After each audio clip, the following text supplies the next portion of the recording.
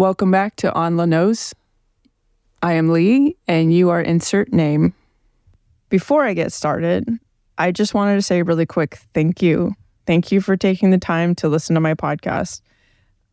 I officially today, which is like 6 days before you're going to hear this, hit 100 listens total, which is super exciting. And I honestly didn't think I would reach it. And that would not happen if it were not for you taking the time to listen. So thank you.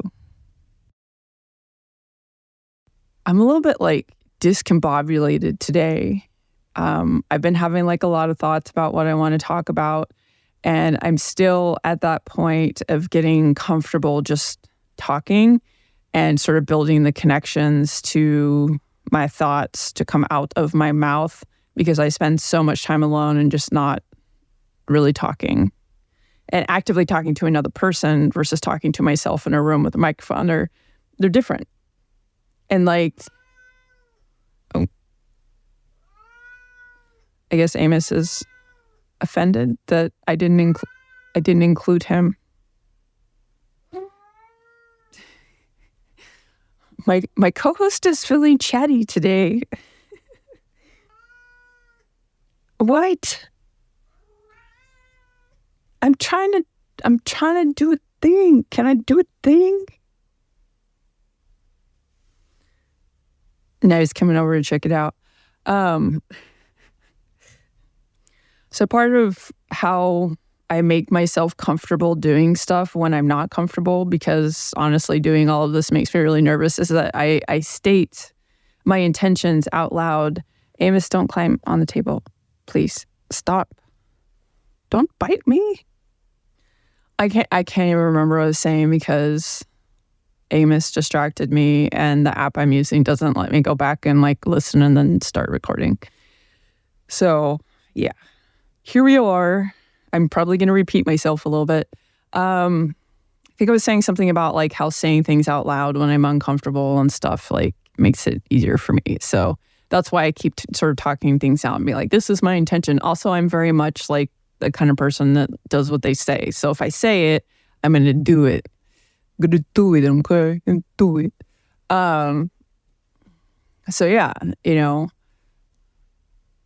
just going to keep doing this until it gets easier, and then I'm going to get better at it. I am acting on a leap of faith that people are going to be interested in what I have to say to start with. And it's hard. I did that with my shop where I've been making stuff, and all through optimism, hoping that people are going to want to buy it, and they're not buying it. And it's not awesome for my self-esteem, to be honest, even though I know that there are all these moving pieces to having a business and having a shop that have absolutely nothing to do with the quality of the items and whether or not people want them. It's just getting them in front of the right people can be very difficult. And I am definitely learning about support. The people that have stepped up and have been supportive and are interested in what I'm doing are not the people that I would expect to do that, in the sense of the people who have called themselves my friends, the people who have come to me for emotional support over the years or asked things of me or whatever. Those are not the people that are supportive. And the people who are in comfortable financial situations within those groups of people that have come to me for stuff also especially are not the people that are sharing my posts or anything like that. And there's a very clear pattern. And then I have these other people who I've met through random things, and they're super supportive and super enthusiastic, and they're excited, and they're right there with me, and a lot of those people are people who don't have a lot. And this is a really consistent thing that gets talked about for creators, people trying to build businesses, artists and stuff, is who supports them, and the people who have the opportunities who have money and stuff and haven't really experienced going without are just fucking oblivious. Like, just, it's weird. Like, I don't know. But like, I get it, but at the same time, I don't get it. Especially like for my situation, I was sick for the better part of a decade where I couldn't do much of anything, and anything I did just made me really, really sick. So when I started being able to do more is a really big deal. And there are people that knew me before I got sick who just don't seem to give a shit about the fact that I'm a little bit better and that I can do more. And maybe they do care and they're just not expressing it, but it's not my job to fill in that silence, right? That's like, it's their responsibility to act like a friend if they're actually a friend. So it's been really interesting to have this experience where I can look at people's behaviors and learn a new way of thinking about certain terms, such as friend and acquaintance and stuff. And also like learning to develop expectations, because for the most part, I never really had expectations except don't lie to me. And anything else, I just accepted. You know, I would be friends with anybody. And now I'm like, yeah, I would rather have no friends than have bad friends, you know? And I'm willing to bet that my acceptance of people who were not good for me probably helped keep opportunities far away when I was younger. Not to say this is necessarily my fault, but that, you know, these things just kind of aligned as such. Like, if I had sought out more supportive people, you know, probably would have received more support. The math. I have had a lot of challenges in my life. I'm sure at some point there will be conversations that bring up some of the things that I've been through. But I just haven't had a lot of opportunities. I've had a lot of closed doors and seeing things in the distance with no path to get there, and not having the tools or the energy or the support to even try to figure it out. And I'm at this point in my life that is probably the calmest. You know, I had to get disabled, have health issues to force me to like slow down and then be able to get on disability so that I had some kind of financial security, even though it's a laughable form of financial security, to be able to just be for a while and then start being able to do stuff for myself, you know, because everything has always been about survival and keeping a roof over my head and my kid and stuff like that. So now I'm at this point where like, I'm just really hoping to make my own opportunities, and that those opportunities are going to be things that I just enjoy doing, like making art and making stuff for my shop and hopefully doing this. And when I say opportunity, I don't mean like making it big, going viral or anything like that. I just, something sustainable, you know, just if I could get my shop to the point that I was making, you know, like a couple $100s a month, that would be freaking amazing. And if I could get my Patreon up more, you know, things like that just would make like all the difference for me. And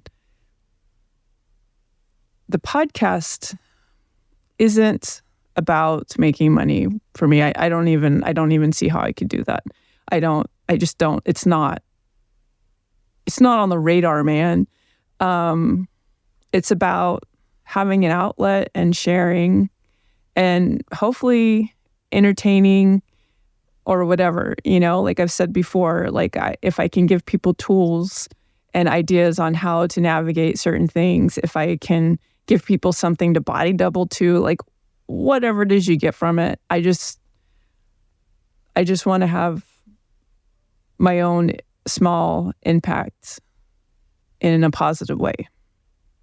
And I hope that doing this will be an opportunity for that. I have absolutely no doubt that in the future I will talk about hard things, and I will do my best to remember to give like a warning on the episode. Studies have shown that trigger warnings actually increase the amount of stress that people feel and ups anticipation. So, I have mixed feelings about using them, but I also just feel like it's polite to allow people to consent to things. Like if I'm going to talk about something and that person just does not enjoy that topic, then they can skip that episode. So I will do that. I have a tremendous amount of trauma in my past. I don't really talk about it very much. It's not a focus for me. I've done a lot of work to be okay, to be stable. And I also did a lot of work to bury things. I actually started writing a book. I'm about 55,000 words into it. That's all about my trauma, not with the intent of sharing it or publishing it or anything, just to get it out, right? So that I could look at it from another perspective. And it was shocking. It kept me reeling for a couple of months because I didn't realize how much trauma I had in my past. And then I was like, why am I not more fucked up? Like I actually asked my therapist, I was like, is there something wrong with me that I'm not like depressed and I don't have like generalized anxiety disorder or whatever? Like I have stuff. I get stressed out and anxious about certain things, but they're very like situational, and I just work my way through them. Like I just don't have like anything super major except maybe that I just don't like being around people very much. But I don't, that makes me happy, so I don't even feel like that's a problem. But yeah, my therapist was like, you're very resilient. Just in the time that I've been working with her, the couple of years, I've been through so much shit. And yeah, it's kind of this ongoing thing. And I'm hoping that I'm moving out of that. Like I'd like to have a second half of my life be less like that, less stress. Because, I'm ready. Maybe I wasn't ready before, and now I'm ready. I'm ready for less stress. Okay. It is my intent to go through my book and flesh it out, because like I kind of wrote it, but then I didn't really put in details. I kind of just like moved around things and stuff, and I don't know. But at some point, some of that stuff's going to come up. Like I really want to share my experiences of renting out rooms in my house. Like I really want to share that because I experienced some crazy stuff. So I don't know if I'm just going to have like little segments, roommate time or something, or if it's just going to be like one episode where I just talk about everything. But I even have photos, and yeah. And my last job, just was really awesome. It was such a awesome environment. And by awesome, I don't mean good, like at all. So I may talk about stuff at some point. I think I worry about that. I think I worry about talking about that stuff and sharing that stuff. I definitely am uncomfortable sharing like my negative emotions. Like I worry that people are going to think like I'm attention seeking or whatever. It's like I have like this like sort of distorted external perception thing, and I try to ignore it and just do what I'm going to do and find my own joy. But anything that kind of makes me vulnerable, it's a lot harder to ignore that, right? And I also spent a lot of my life hiding how things made me feel because I had humanized my abusers to the point that I didn't want to hurt their feelings, and my feelings didn't matter. And I know a lot of people have done that, so I'm sure some of you can relate. And I think like our culture actually like teaches most people to do that. And it's the reason why really shitty people end up in positions of power, because we are indoctrinated to not be assertive and to not be honest with people that actually deserve the feedback and need the feedback to learn how to be better people. So, we like tiptoe around them because we don't want to like rock the boat or whatever, in which case we're not even the ones rocking the boats. The people being shitty are the ones doing it. We're trying to stabilize it by being like, hey, boundaries, dude. And even though I spent a lot of time hiding things, I still always ended up being a squeaky wheel. Like every work environment I've been in, I ended up being a squeaky wheel because I have this strong sense of justice and I have a really hard time leaving things alone. Like I'm really good at neglecting my own shit, but once it becomes like a more systemic issue that I can see is impacting other people, then at that point, I'm like picking at it, So I have had jobs end because of that. And I was just made into like the absolute bad guy. Because, an opinionated, outspoken female, no. That whole like inherent distrust of women and women's feelings that's built into our culture is just, it's infuriating. And if you don't know what I'm talking about, that's okay. I'll talk about it more in the future. I will help you learn because everybody should know about this. Everybody. It's important because it hurts everybody. It doesn't just hurt women. Men are also negatively impacted, and children and whatever. Like everybody is negatively impacted by it. I mean, feminism is important,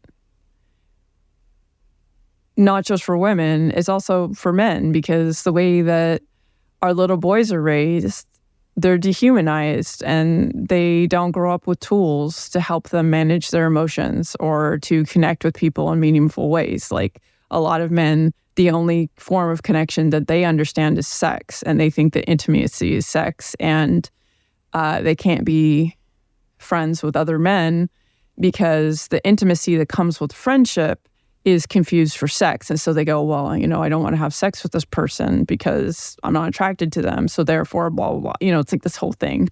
Or they do the no homo thing, which is just like, ugh, fucking caveman. Honestly, I don't even think that's accurate. Cavemen probably were like free for all with the getting jiggy with it.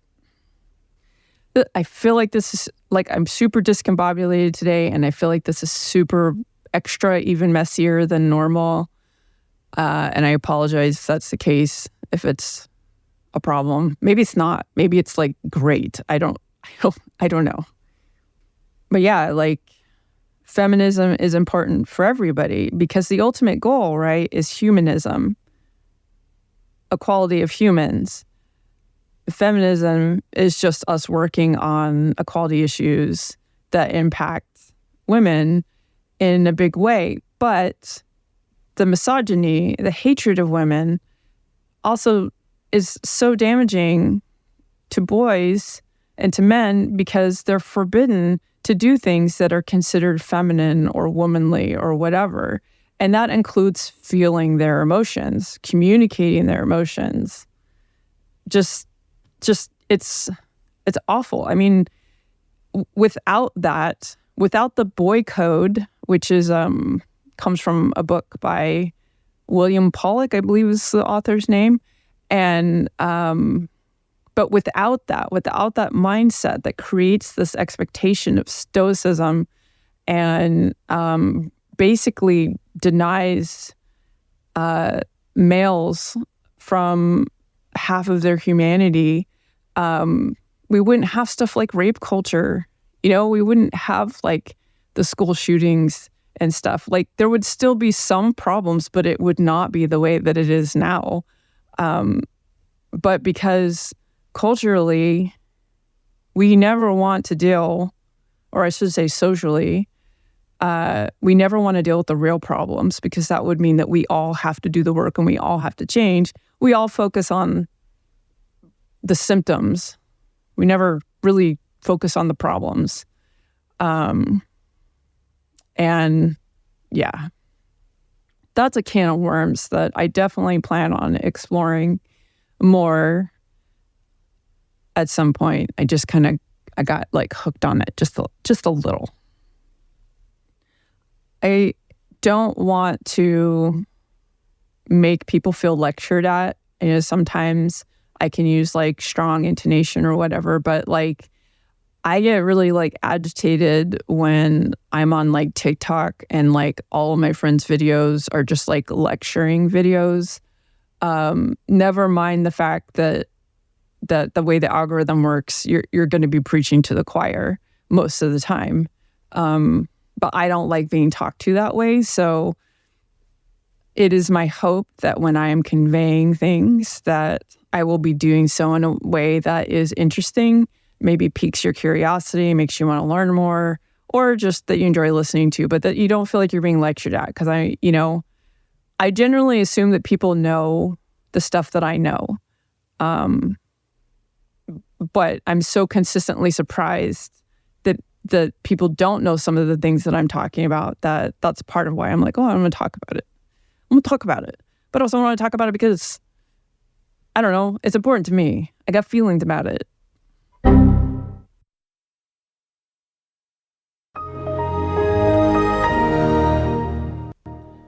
Well, my application decided to stop recording and save my file. It's very nice of it that it saved the file and didn't just delete it, but it stopped and I have no idea when it stopped. So I was just talking to the room. I mean, the room looks like it appreciates what I had to say, but it was a really good rant. So middle finger to this app for doing that. So I had been talking about like imposter syndrome and how like it's been like a really huge burden for me lately, and just making me have these urges to just kind of give up, and I have to keep pushing through, and that I have like a lot of respect for other people that also struggle with that and just keep pushing through. I think it's something that we should speak about like openly, because it's good to know like that we're not alone, but also because it lets other people know that we need the support. Because it's a particular types of support can be very helpful when you have imposter syndrome. And it can be really hard to take compliments and stuff. But like for me personally, when I do something and someone else is like, I really enjoyed that. That made me happy. They let me know how they feel. It's so like reassuring and so motivating. Like I just really have this like encouragement thing where, like I'm very easily encouraged by very little amounts of feedback, but like it's like sometimes it feels like it's everything, like it's just, I can exist for myself. I can do things for myself, and I enjoy that. I like being alone, but at the same time, there is something about doing stuff that has this positive impact on other people. Like I love the fact that I inspire people to do stuff. Like my entire life, my enthusiasm for whatever it is that I'm doing has fueled enthusiasm in other people. Like I've gotten other people into riding motorcycles. I got people into making art when they haven't done so for a long time, interested in like different types of music, et cetera, et cetera. Like, and I think that's great, especially if you get to stay connected through that, and then it becomes like this shared experience or whatever. But even people who aren't necessarily inspired to do stuff, but just enjoy the process of like watching and absorbing what's what's being offered.